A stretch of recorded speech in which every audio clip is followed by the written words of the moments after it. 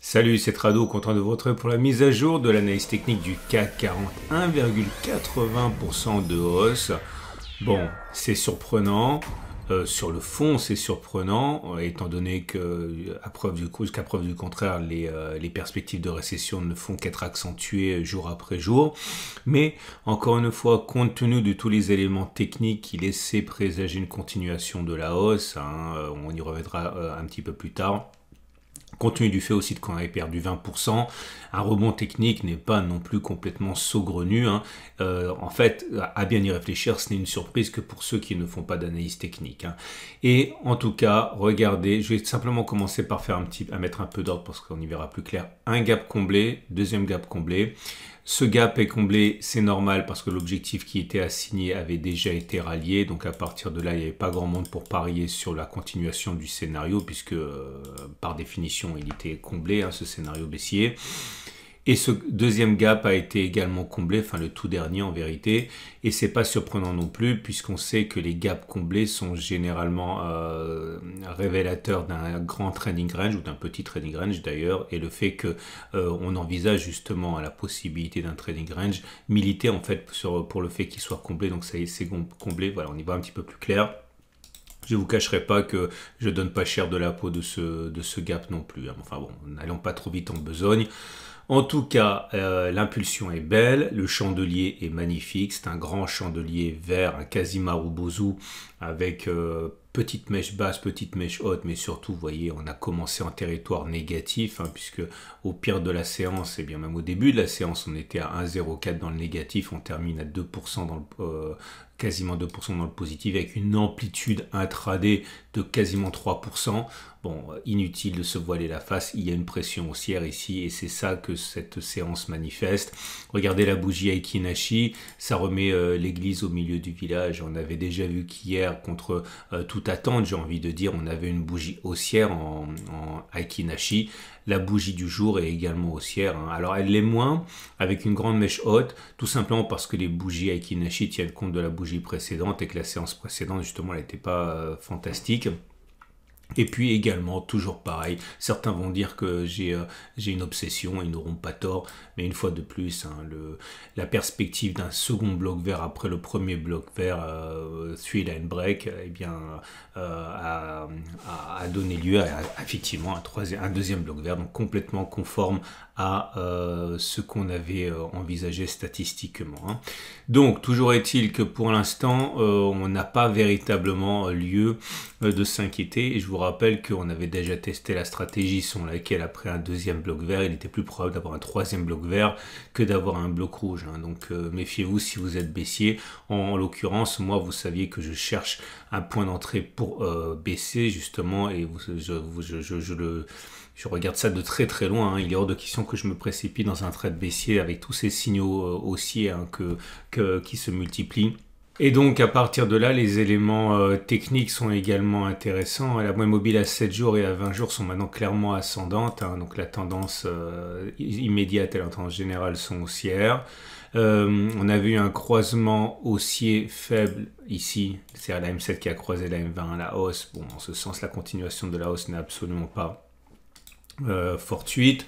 On a également à prendre en considération la moyenne mobile à 50 jours. Attention, c'est important parce qu'elle vient d'être cassée à la hausse et maintenant elle est plate. On avait déjà dit hier que l'inclinaison plate de la M50 lui offrait moins son rôle de résistance que si la M50 avait été fortement baissière.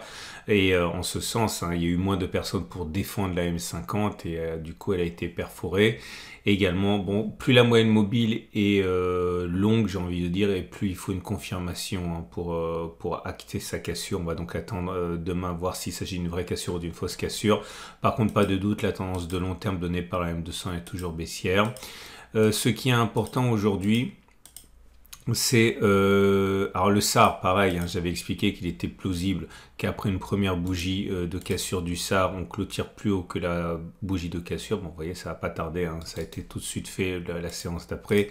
À noter le super trend qui, lui, est toujours descendant. Donc attention à cette zone de résistance des 6240. Non, ce qui m'intéresse en vérité aujourd'hui, c'est les bandes de Bollinger, puisque comme vous pouvez le voir, on a clôture au-dessus. C'est-à-dire qu'on a fait un T1, c'est-à-dire une clôture au-dessus de la Bollinger supérieure, et on sait statistiquement qu'il est plus probable que l'on clôture une deuxième fois au-dessus de la Bollinger supérieure plutôt que l'on clôture à l'intérieur des bandes de Bollinger. Mais ce que j'aimerais tester avec vous aujourd'hui, c'est la chose suivante. On va tester une stratégie assez simple que j'aime bien utiliser sur les actions, que j'utilise beaucoup moins sur les indices, tout simplement parce que j'ai remarqué que ça fonctionnait moins bien, mais on va tester cette stratégie qui est la suivante. Une fois que l'on a clôturé en dehors de la Bollinger supérieure, comme c'est le cas aujourd'hui, on va regarder si on pouvait espérer que l'on clôture la même distance qui sépare le plus haut du plus bas de la bougie de cassure. Donc clairement, vous voyez, c'est moins de 78. On va voir si on peut espérer faire plus de 78. Et on va même voir si on peut faire deux fois cette distance, c'est-à-dire 2 fois 78. Bon, 5,6 à peu près. Et on va regarder si historiquement ça a donné quelque chose d'intéressant. Et on commence tout de suite. Alors, ce sont des phénomènes qui sont assez rares. Et voilà la première occurrence ici. Comme vous pouvez le voir, on a clôturé au-dessus de la Bollinger supérieure. On prend la distance entre la clôture et les plus bas, 0,92. Est-ce qu'on a fait moins 0,92 ou est-ce qu'on a fait plus 0,92 d'abord? Et vous voyez, on a fait plus 0,92 d'abord. Ça s'est vraiment joué à rien du tout. Hein. Vous voyez bien, à mon avis, je ne suis pas le seul à adopter ce genre de stratégie, puisqu'on a fait 0,92 et boum, on est tombé derrière. Donc, ça veut dire que c'est un succès et un échec ici, puisqu'on a fait une fois la distance, mais pas deux fois la distance. Là, c'est un double succès, puisque vous voyez, il fallait faire 0,49 au-dessus, on a même fait beaucoup plus, hein, on a fait 4,20, ok, mais au bout d'un moment, forcément, on est passé en dessous, donc c'est quand même deux succès, et là, c'est un double échec, puisqu'il fallait faire plus 0,35 voire 0,70, on a fait ni l'un ni l'autre, on a d'abord fait moins 25, donc c'est un double pouce rouge, ok. Donc on déroule, comme vous pouvez le voir, échec, échec, succès, succès, échec, succès, succès, succès, échec, échec, échec, succès, échec, succès, succès, échec, succès, échec, échec, succès, succès, succès, échec, succès, succès, succès, échec, succès, échec, et non, ça c'est autre chose. Et on arrive à 31 occurrences. 31 occurrences avec la conclusion suivante. Si ce backtest était valable, et il ne l'est pas, eh bien, la stratégie a donné la chose suivante. Sur 31 occurrences, 18 fois on a fait la distance équivalente au plus bas de la bougie vers le haut avant que de le faire vers le bas, autrement dit 58% des cas. Si on avait misé, entre guillemets, 1000 € par trade, eh bien on aurait gagné 18 fois 1000 et on a perdu 14 fois 1000, on aurait donc, 13 fois 1000, j'ai dit, je ne sais plus combien j'ai dit, mais c'est 18 succès, 13 échecs, donc on aurait gagné 18 000, on aurait perdu 13 000, donc on aurait gagné 5 000 net. Et si on avait visé deux fois le risque, eh bien on aurait gagné 45% des fois, c'est-à-dire 14 fois sur 31, on aurait échoué 17 fois sur 31, autrement dit 55% des cas. Ça nous donne 14 fois 2000, 28 000, moins 17 fois 1000, 17 000, 28 moins 17, ça fait 11 000. Alors, j'en profite pour dire quelque chose qui est vraiment très important et qu'il faut vraiment que vous intériorisiez si vous êtes nouveau du format, je suis obligé de le dire, hein. Tout ce que j'ai dit n'a aucune validité scientifique. C'est très important. On ne peut pas tirer de conclusion avec 30 occurrences. Je vous montre ça simplement pour vous donner l'idée de la manière dont je travaille, mais on ne peut pas tirer de conclusion avec 30 occurrences. Ok, c'est minimum 100. Alors pourquoi je le fais sur 30? Parce que sur 30, on a vaguement une idée. Mais si sur 30, vous voyez qu'on est déjà très proche de l'équilibre, ça vaut vraiment la peine d'aller beaucoup plus loin. Mais ça vaut toujours la peine d'aller plus loin parce que plus vous allez loin dans vos nombres d'occurrences, plus c'est fiable tout simplement. Et encore une fois, 100, c'est un vrai minimum. Ok, quand je trade quelque chose de manière régulière, c'est des choses que j'ai backtestées. Bon, je reviendrai un jour sur ça, mais moi je suis un spécialiste de certains marchés, hein, c'est-à-dire que j'ai, quand on parle de trading systématique comme celui que je vous expose là, où je fais toujours la même chose, etc., etc., je suis un spécialiste de certains marchés, notamment le CAC, l'euro-dollar, etc. Et vous pensez bien que je ne vais pas risquer mon argent sur quelque chose que j'ai testé 30 fois, ça n'a aucun sens.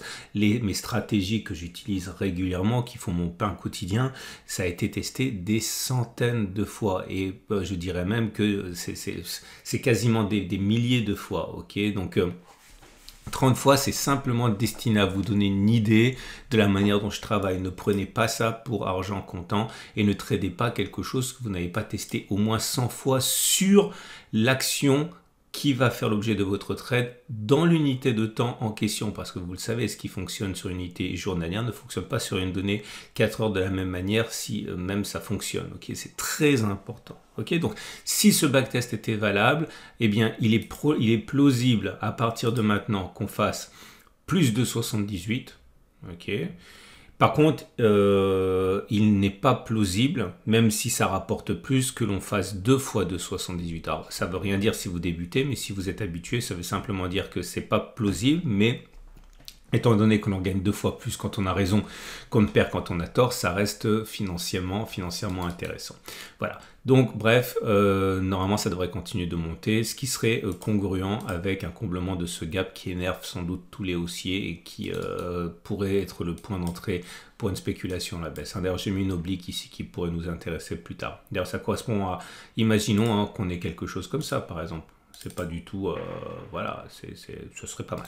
Okay, ce qui nous amène aux autres éléments techniques qui également militent pour une continuation de la hausse, à savoir le courbe Kopak qui repart sur le territoire positif.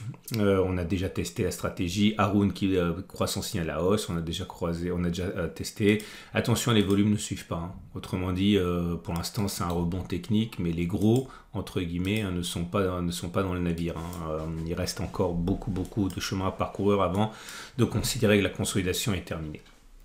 Et on va donc terminer avec l'Ishimoku qui nous dit que c'est pas mal, mais ça reste fondamentalement baissier. Attention, on attaque le nuage, donc on attaque le gros, le lourd. La SSA est difficile à passer, la SSB est encore plus difficile à placer. Dans le prolongement de la SSB ici, vous avez une résistance. Bon, vous avez pas mal de résistance. Dans tous les prolongements de courbe, vous avez des résistances. Elles ne sont pas toutes aussi solides. Ok. D'ailleurs, vous trouverez toujours une SSA ou une SSB, un plat de Tenkan ou un Kijun pour vous embêter. Donc essayez à la limite de regarder une convergence de plusieurs obstacles, puisque plus il y a d'obstacles et plus ça va être défendu. Donc vous voyez, cette zone-là, encore une fois, elle peut être assez intéressante pour les vendeurs à découvert. Que dire d'autre? Ben oui, donc la Tenkan la Tenkan est ascendante au-dessus, donc la tendance immédiate elle est haussière. La tendance donnée par la Kijun est plutôt neutre puisque la Kijun n'a pas d'orientation véritable là. Enfin, une séance de hausse, c'est pas significatif. Par contre, le nuage est clairement descendant, donc la tendance est vraiment baissière pour la tendance de fond. Voilà, je crois qu'on a fait le tour. Les trades du jour, quoi faire? Disons qu'il y a déjà des objectifs qui ont été touchés dans le désordre simplement. Le harami haussier, ici, il avait pour objectif d'aller faire 2,13. On a réalisé. Il y a un true inside up là. L'objectif, c'est de faire 3,67. On est à 3,45, ça risque d'être touché demain, j'imagine. Enfin, peut-être, j'en sais rien. Ça n'a pas été touché. On a le turtle soup. Le Turtle Soup, ça a été cette configuration-là, vous voyez, donc c'est Turtle Soup avec Turtle Soup plus 1, pardon, TS plus 1, donc c'était ça, l'objectif a été rallié aussi. Bon, si je vous dis ça, c'est tout simplement parce que plus les objectifs sont ralliés, plus les traders, les swing traders sortent, parce qu'ils ont eu ce qu'ils voulaient. Donc attention, parce que d'un côté, il va y avoir de plus en plus de personnes qui vont être intéressées, qui vont d'ailleurs pour beaucoup se faire avoir par leur avidité en rentrant trop tard. Mais de l'autre côté, il y a aussi de plus en plus de personnes qui sortent en même temps à mesure que les objectifs ont été ralliés, parce que il y en a qui ont été ralliés, c'est une évidence. On verra. En tout cas, si vous êtes baissier, si vous êtes haussier, alors là, j'ai rien à vous proposer parce que je dis des bêtises. L'histoire de la bande de Bollinger, donc qu'on a testé tout à l'heure, ça vous pouvez le faire. Si vous êtes baissier, franchement, je voudrais pas vous recommander de faire ça maintenant. C'est pas illogique de spéculer à la baisse maintenant. Ce qu'on peut faire, voilà, c'est de faire une chose comme ça. Regardez l'objectif. Si on attaque encore, on devrait aller chercher les plus bas, donc à 6,74. Donc, si vous mettez un stop loss à 6,74, ça vous donne simplement un ratio de un risque de 1 pour 1. Mais vous pouvez faire ce que j'ai déjà fait plusieurs fois cette année avec vous, construire une position, c'est au lieu de rentrer 100 entre pari, un pari à la baisse de 100 maintenant, vous pouvez rentrer un tiers de risque maintenant pour la baisse, un tiers de risque ici, un tiers de risque là, avec un stop de protection là. vous pourriez avoir effectivement un très bon ratio gain-risque si au bout du bout on va chercher votre support hebdomadaire. Ça c'est pour ceux qui sont sûrs que ça va rebaisser. Ça, c'est pas stupide de le faire. Moi je vais pas le faire maintenant, je vais attendre parce que il y a trop d'éléments pour moi qui militent pour une continuation de la hausse. Donc voilà, je vais déjà laisser voir le comblement du gap, après on verra. C'est une excellente journée. Je vous invite à vous intéresser aux cryptos, pas forcément pour acheter, mais ça se réveille. Et donc à partir de là, j'ai déjà dit 50 fois, mais si vous pensiez que le Bitcoin était trop cher il y a quelques mois, et bien maintenant il se négocie avec 70% de décote. Donc peut-être que c'est le moment que vous attendiez. N'oubliez pas de regarder mon format crypto qui pourrait vous intéresser. À demain pour la mise à jour.